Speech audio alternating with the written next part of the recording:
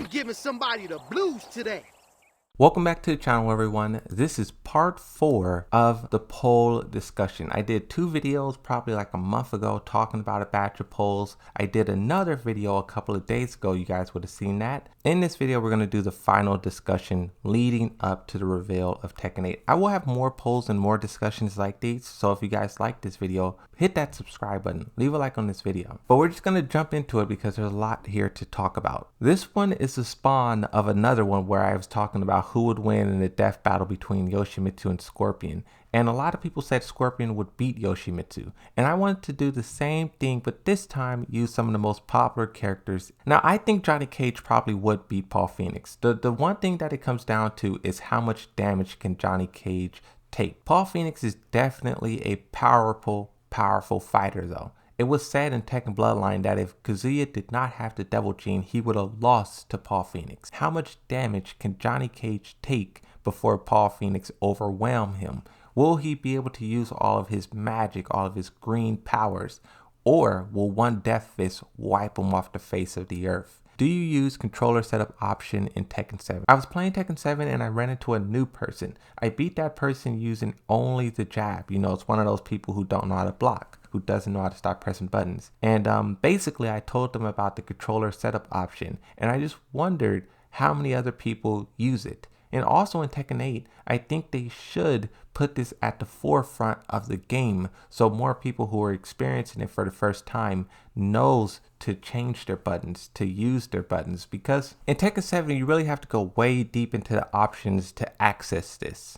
So I think they should put it a little bit more at the forefront, at least in the online side of Tekken, to encourage people to use this, especially if they're going to have complicated 2D characters and all that stuff in the mix, right? Tekken 8 and Street Fighter is next. Are you disappointed we didn't get Tekken Cross Street Fighter in says? The overwhelming majority says no, but there still is 19% that says yes. And I think it's quite funny because 2D characters in Tekken 7, man, it really was not good. It really was not good. The thing about Tekken characters is they really have no way to stop fireball spam and jumping. Those two things Tekken characters are not equipped to stop. And that's all what Street Fighter is. And the same thing for Mortal Kombat. I see a lot of people talking about those characters. Tekken characters are not made to stop that. So if they ever want to do something like that again, they should think about that. Do you want Soul Calibur guest characters in Tekken 8? 61% says yes, 39% says no.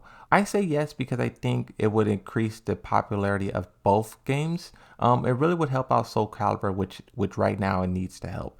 But I think in the comment section, a lot of people were saying Voldo. I think that would be a really good character. Of course, you had some of the waifu mains showing up and yelling out names, but I think it would be cool to tie both of these universes together canonically. If they don't put a Soul Calibur character in Tekken 8, they should at least put a Tekken 8 character into Soul Calibur once we do get the next iteration of that game. Should Jin and Devil Jin become one character in Tekken 8? Now, a lot of discussion has been taking place around how the trailer ended. We saw Jin summon one wing. Never before have we saw that.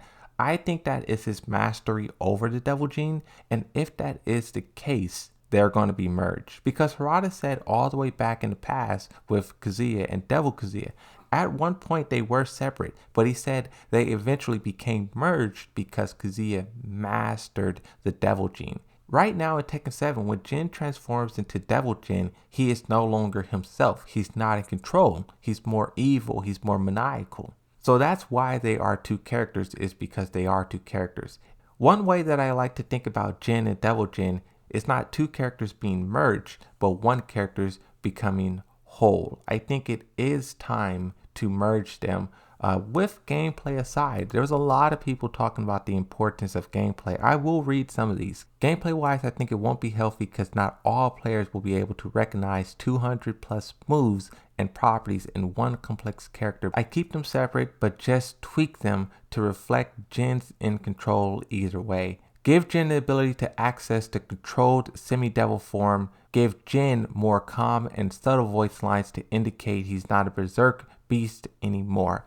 I like this and I do think this. You still have Jin being in control in both, but now you just have both characters evolving. Jin and Devil Jin, instead of becoming one, they both are just evolving and changing. I like this one because it's keeping gameplay in mind, but it's still holding true to what the story is showing us and telling us. The last one that I will read, it says, now that he is in full control of the Devil Jin, there is no need to keep him separate as characters. Just make him like Kazuya. Not only this makes sense, but also we will get access to all of his techniques, potentially new ones. It also leave an empty sheet for another character. The final poll that I want to talk about, this is one day ago at the time of recording. How will Jin versus Kazuya end in Tekken 8? Out of all the polls that I've done, I don't think I've seen one as close as this one. One of them dies 40%. Both of them dies 17%. Both of them live 43%. It really can go either way between these two. Kazuya could die, Jin could die, both of them could die. It really could go either way. And honestly, looking at this poll, it really tells me that regardless of what the developers do, it's going to be surprising. In all of the Tekken story, I don't think there's ever been such anticipation to see what is going to happen in the story. Right now, going into Tekken 8, they really have the biggest opportunity I think they ever had to wow us with the story, to really blow our minds. With Jin and Kazuya being at the forefront of the story, they really can pull from Tekken 1, from Tekken 2, from Tekken 3 with Jun Kazama and Ogre, Tekken 4. They could pull from so many different eras of Tekken, but also show us new ones because the Devil Jin is changing, not only within Jin and Kazuya, but the Hydro Clan's introduction.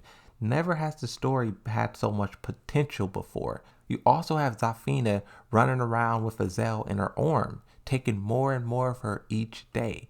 Claudio, the demon hunter. You have so much potential in the story right now, and regardless of what they do, I think we will be surprised by it. I don't think they're going to let us down with the story. But let me know, what do you guys think about what I discussed in the polls today, in this video today? Like I said, I will be doing more polls. I will be doing more videos explaining the lore, the ideas, the identity of Tekken.